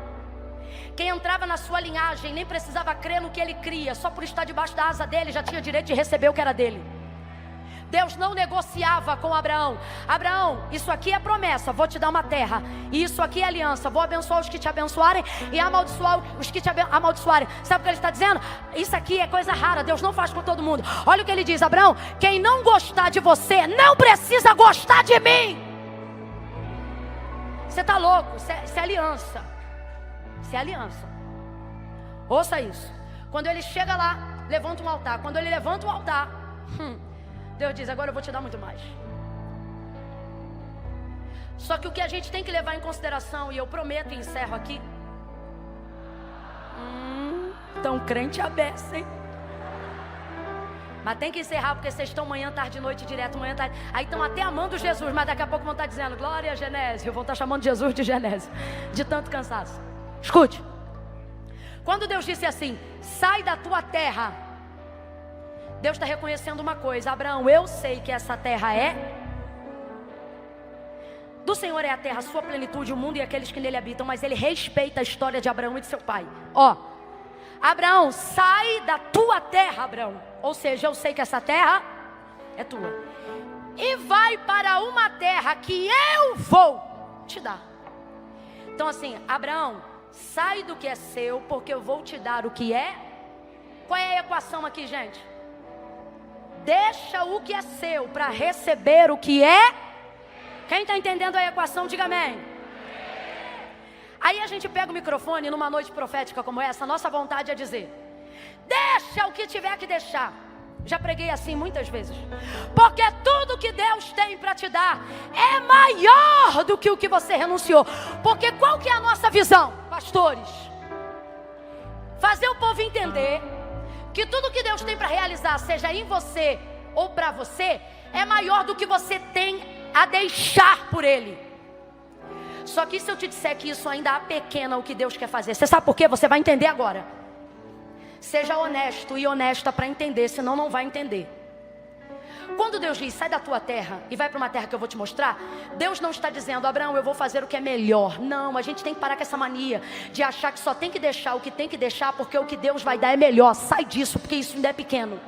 Eu vou te dizer qual é a real proposta de Deus a Abraão. Olha isso aqui. Não é sobre ser valioso, é sobre sentimento de posse. Ó, sai do que é teu, sai do que é. Quem tem filho aí, levanta a mão. Admite com humildade, abaixa a mão, para ninguém perceber. Admite com humildade. Com humildade. Você considera que tem filhos de outras pessoas mais inteligentes que os seus filhos? Não dá o maluco louco, não. Não, meu filho é o mais lindo de todos. Para. Você sabe que o importante é ter saúde. Só para você entender o que é eterno. Você vai entender, eu não vou humilhar seu filho, não. Isso aqui é um exercício de humildade. Você reconhece que existem, não deixa o filho perceber, não. Só faz assim, ó. Você reconhece que tem crianças mais inteligentes do que as crianças que você conhece? Sim ou não? Sim ou não? Vou para uma outra parte mais complicada. Não precisa responder nada, fica do jeito que você está. Você reconhece que tem homens mais bonitos?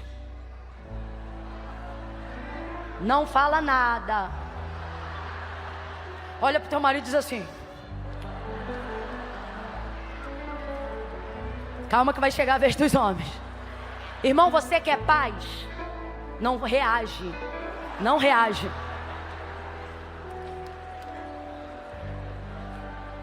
Tem.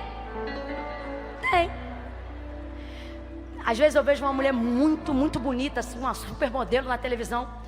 Eu digo, olha, Eduardo, como fulana é bonita. Ele diz, amor, tendo você como referência é muito difícil.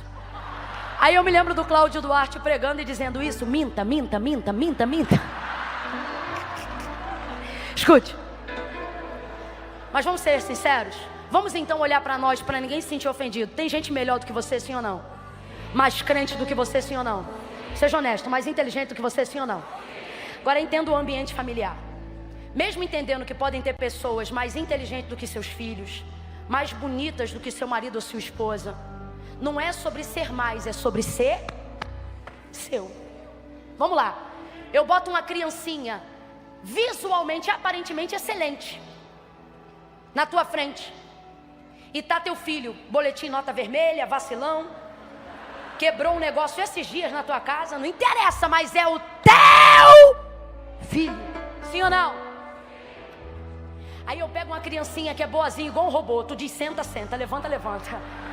Aí bota uma do lado do outra e digo, vamos trocar, tu me dá essa que eu te dou esse aqui? Tu olha, dependendo do que ele quebrou,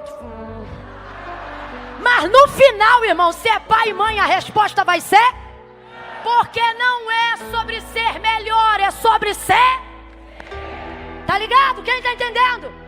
Não é sobre o marido da fulana dar rosa pra ela ou não. Não é sobre o marido da ciclana ser bonito ou não. O que importa é que quando o culto acaba e eu vou pra casa, graças a Deus, eu durmo é com o meu marido. Eu sou amada pelo meu marido. Então não é sobre ser melhor ou não. Não é porque a esposa do fulano é mais bonita ou isso ou aquilo. É porque essa daí é a mãe dos seus filhos. É quem passou contigo a peleja. É quem tem contigo uma história. Então entenda isso aqui. Deus não vai mandar você deixar ela nem ele, não é isso não. Eu só quero que você entenda o que Deus está mandando Abraão renunciar. O que ele está dizendo é, Abraão, sai do que é. Quem aqui está pagando ainda casa própria? Quem está pagando casa própria? Só fica de pé quem fez contrato de 30 anos. A maioria. Imagina aquele hamburgão na época de boleto. Carro em 60 vezes, quem já fez em 60? Aquele hamburgão na época da folha, quem lembra? Quem lembra? Nem quer lembrar. A última folha é quando tu paga aquilo, ou quando tu passa para outro. Ó, o alívio de verdade só vem nessa hora. Porque você diz, agora isso aqui é... Camila, mas o carro também é meu. Fica sem pagar 5 meses para ver se é seu. Porque está quitado. Quando quita você diz, pô, agora é meu mesmo. Sim ou não? Quando Deus diz, sai da tua terra, é isso que Ele quer dizer. Abraão, tenta se desvencilhar da vaidade de viver no que é seu e vem para o que é meu. Agora ouça, por que Deus? O que o Senhor tem para me dar é melhor? Não, não é sobre ser melhor, é sobre ser meu. E qual é a característica do que é de Deus? A Bíblia diz, a bênção do Senhor não acrescenta dor. Camila, então se é bênção, por que eu estou sofrendo? Porque não diz que não tem, só diz que não acrescenta. Segundo, poxa, Deus curou um monte de coisa agora, né? Segundo,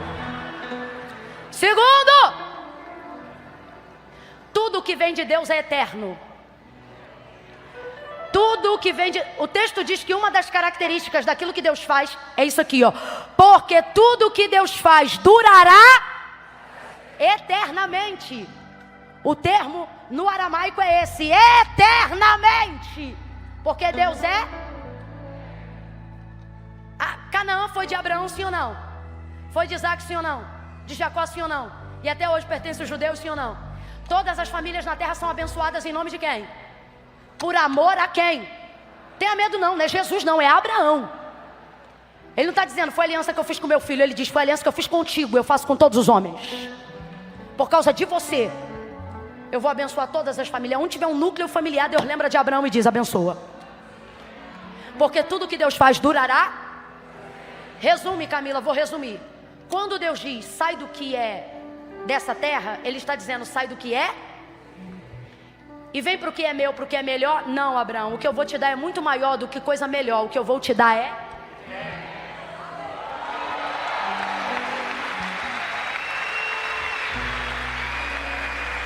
O que pode ser melhor do que uma coisa boa?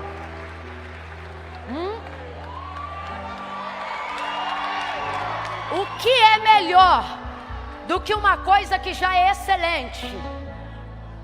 É saber que uma coisa boa não vai... Espera aí que Deus vai curar mais uma meia dúzia agora. Vai curar da alma. Sabe por que tu tens estado tão angustiado com as tuas demandas?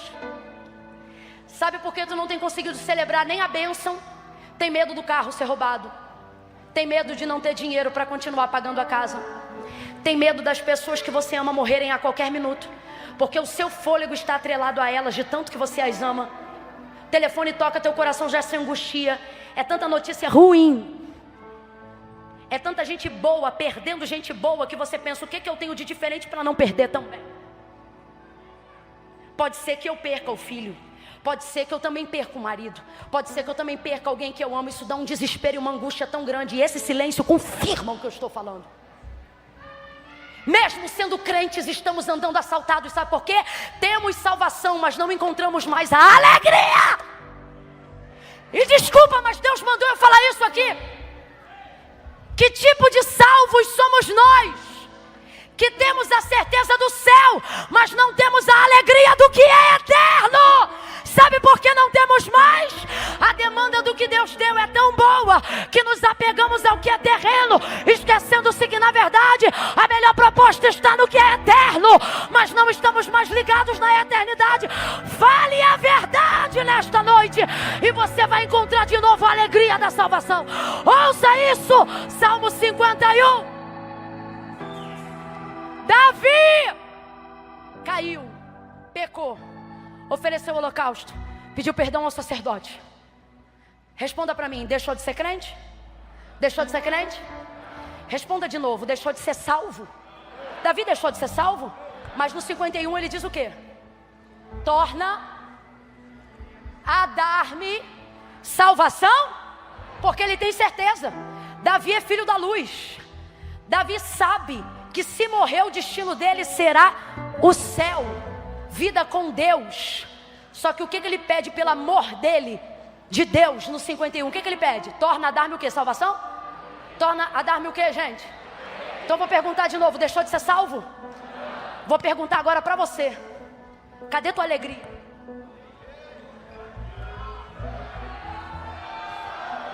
Por que o que angustia os ignorantes na fé também tem te angustiado? Ei, bagavaço, remigaço. Olha o que Paulo fala, se eu não me engano, aos Tessalonicenses ou aos Colossenses. Se eu estiver errado, alguém me corrige para a gente falar certo. Quando ele diz assim: eu não quero que vocês sejam ignorantes como os demais, que quando morrem alguém, eles morrem junto, porque eles não sabem sobre a eternidade, não sabem sobre o fim das últimas coisas. Aí eu pergunto: tu acredita em Deus? Acredita em Jesus? Hoje eu não vou fazer apelo não, isso aqui é raro, porque Deus está dizendo: hoje eu não quero só salvar os de fora, eu quero restituir a alegria dos salvos de dentro. Cadê a alegria?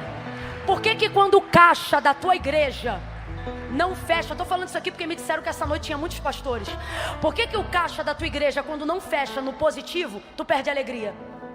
Com todo respeito, mano, que raio de salvo é você? Você é o tipo de salvo cuja alegria está no dinheiro. O tipo de salvo que sabe que se morrer vai para a glória, mas se deparar de frente com a morte pede arrego. Cadê Pedro na nossa geração? Cadê o povo que tinha a concepção de eternidade? Cadê as histórias do século 21? Porque quando eu leio a história do cristianismo em Roma, eu vejo historiadores com H, não são crentes não. Eu vejo a história do mundo antigo, relatando que na época de Terceiro César, o Coliseu estava queimando cristãos com cera e fogo. E então o governador perguntava: que osso é esse de canção no Coliseu? Não mandei queimar os homens na cera? Sim, mas enquanto eles morrem, eles cantam. Enquanto não soltam os leões, eles cantam. Que concepção de eternidade é essa que faz um homem no final de sua vida, e eu falo do apóstolo Paulo, está encarcerado dentro de uma cadeia, e o sistema dizer para ele: está preso, e ele disse: eu tô, mas a palavra que está em mim não pode ser encarcerada. As maiores cartas da igreja foram escritas de dentro de uma prisão. Aonde estamos, João? Na ilha de Pátimos, que sabem que serão queimados numa caldeira ou decepados, mas ao invés de entrarem de depressão, recebem as maiores revelações que o mundo já viu, arrebatados em espírito, porque sua alma é livre, sua alma é salva e sua alma é alegre. Restitui a alegria, restitui a alegria, restitui a alegria, a alegria, a alegria, a alegria da salvação. Segura isso aqui. Ei! A alegria que estamos pregando aqui, aquela que você tinha quando não tinha nada.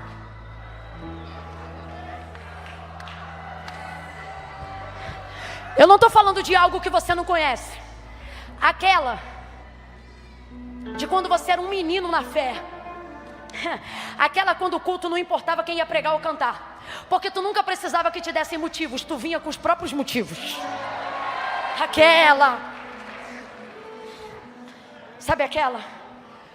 Você não pode tê-la de volta se você só pedir ela. Vou tipificar aqui. Quando você diz, como Davi, torna a dar-me a alegria da salvação, o que você está dizendo é: torna a ativar a minha mente para me voltar para as questões da eternidade. Por que Pedro, que ora antes de ter as questões da eternidade na mente, nega: não conheço? Tu és um dos tais, não sei quem é, porque ele só espera das coisas dessa terra, ele está desesperado com o que está acontecendo. Quando você não tem mente no céu, terra te consome, dívida te consome, ansiedade te consome, pânico te consome, traição te consome, decepção te consome, dívida te consome. E tu ficas como? Sabendo que se morrer vai para o céu, mas cheio de medo da morte. Não convém a um crente ter medo da morte. Para um crente que entende o que é eternidade, morte não é um problema, é apenas um meio. Escute, como é que ele nega? Não sei quem é, não conheço, nunca vi. E depois esse mesmo homem, covarde, vacilão. Agora aqui ó, mente de eternidade. Ó aqui ó, mente. Ah gente, nós não chegamos aonde chegamos e somos quem somos por medo do que nos acontecia aqui.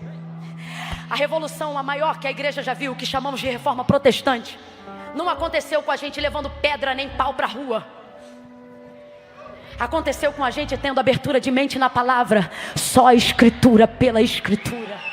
Jesus disse, minhas palavras são palavras eternas. Céus e terras passarão, mas as minhas palavras nunca. Aonde estão os crentes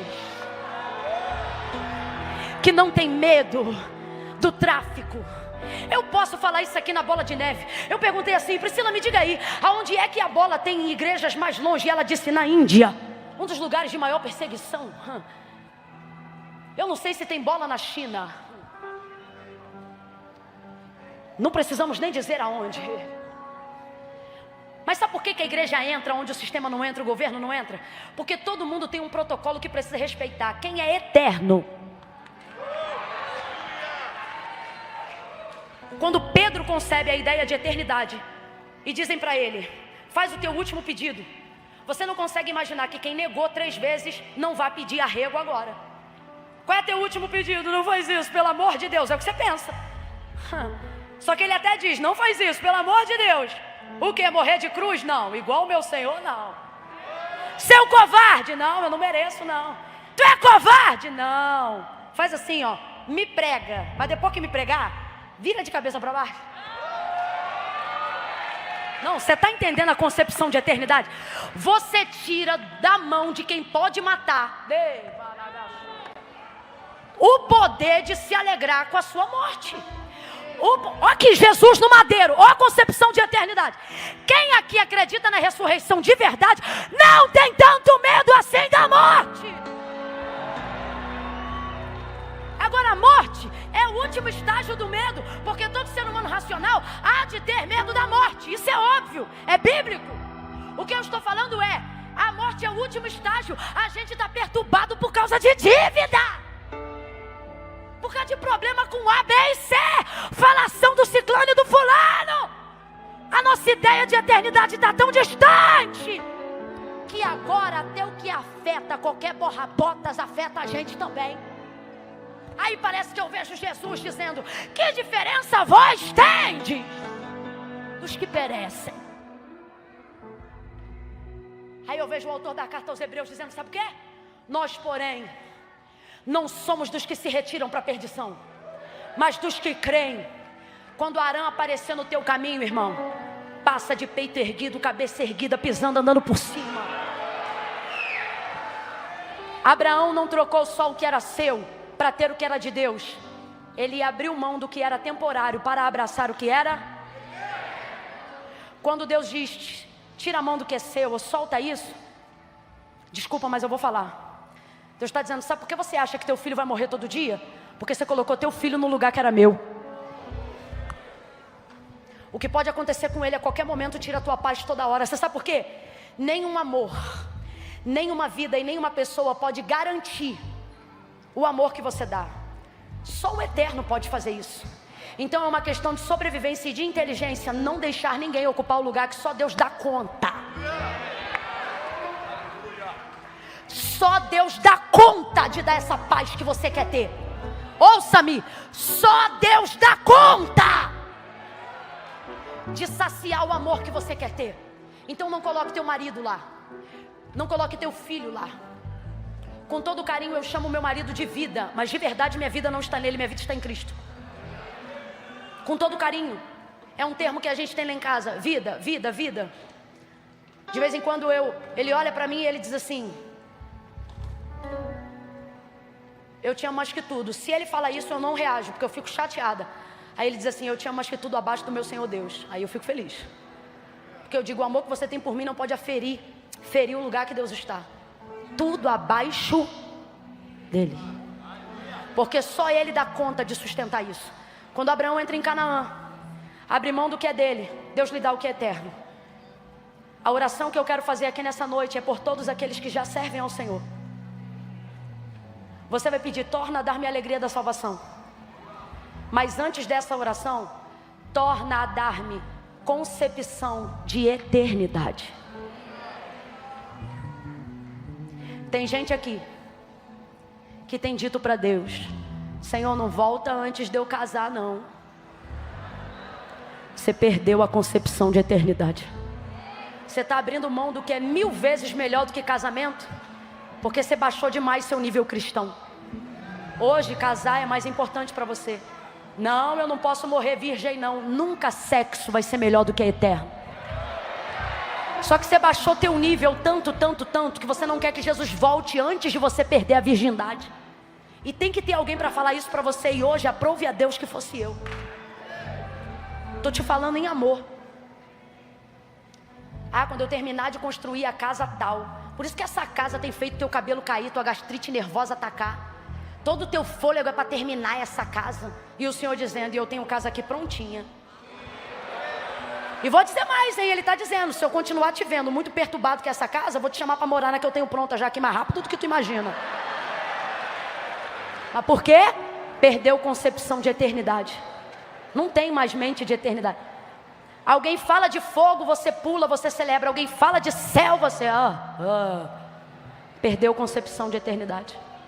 Está tão anestesiado que não sente. Vamos apresentar isso diante de Deus agora? Feche os seus olhos, curva a sua cabeça.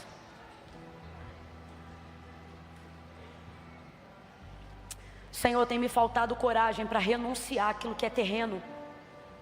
Porque a verdade, fala para ele a verdade, porque justificativa não move a mão de Deus, gente, mas confissão muda o quadro. Confessa. Deus, isso aí que a irmã falou, eu me identifiquei. Se você se identificou, diga para ele: Senhor, isso aí que ela falou é verdade. Eu tenho andado ameaçado, ameaçada, achando que desgraça vai acontecer o tempo todo, porque eu estou apegada demais ao que é terreno.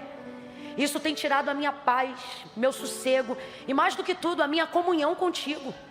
Eu já não sou mais, Senhor, aquela pessoa, sabe, que podia estar com o bolso vazio, mas o meu coração se mantinha cheio.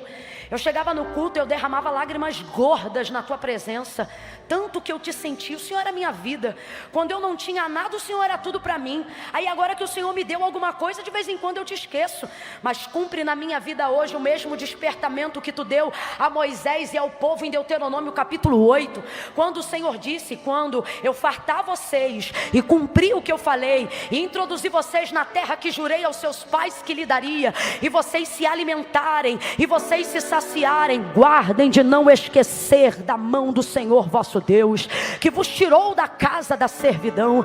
Que a nossa alegria não seja o carro, que a nossa alegria não seja a grife, que a nossa alegria não sejam as marcas, que a nossa alegria não sejam as casas suntuosas, o status, o prestígio terreno, o reconhecimento humano.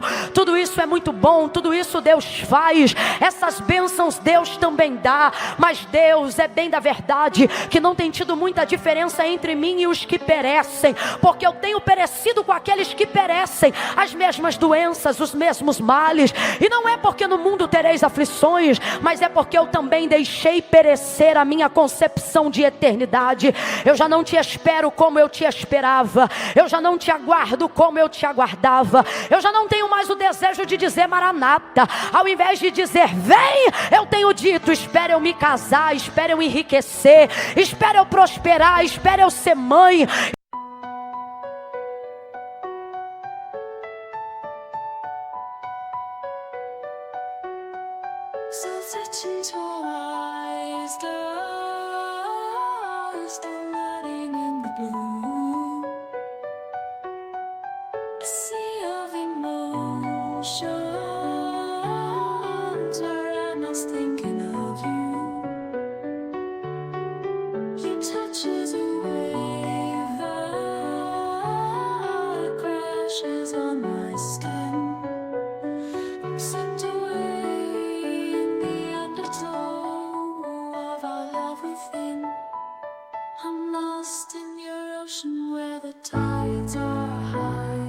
Drowning in the moment and never saying goodbye.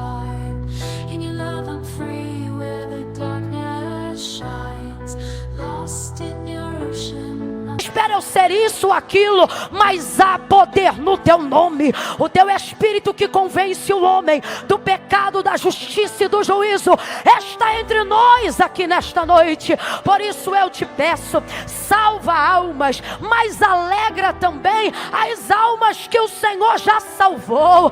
Ensina cada um aqui que já te serve, cada um aqui que já te reconheceu como único e suficiente Salvador, a procurar a alegria da salvação que pereceu ao longo dos dias, ao longo dos anos. Já se passaram muitas estações e muitos aqui estão fingindo que não perderam, mas a verdade é que nós hoje estamos aqui para reconhecer que precisamos te clamar. Abre a nossa concepção de eternidade, porque como disse Paulo, o homem que espera dessa terra é o mais miserável de todos os homens. Nos levanta como levantou a igreja primitiva, homens que não têm medo de enfrentar aquilo que se opõe à tua palavra, homens que não têm medo de pregar a verdade, mulheres que não têm medo de se submeter à boa obra, corajosos, valorosos, gente que não espera apenas reconhecimento aqui, gente que fica alegre porque sabe que o seu nome está escrito no livro da vida. Aonde houver um crente aqui cujo nome está escrito no livro da vida, a tua palavra diz: ao que vencer, ao que vencer, ele reinará comigo.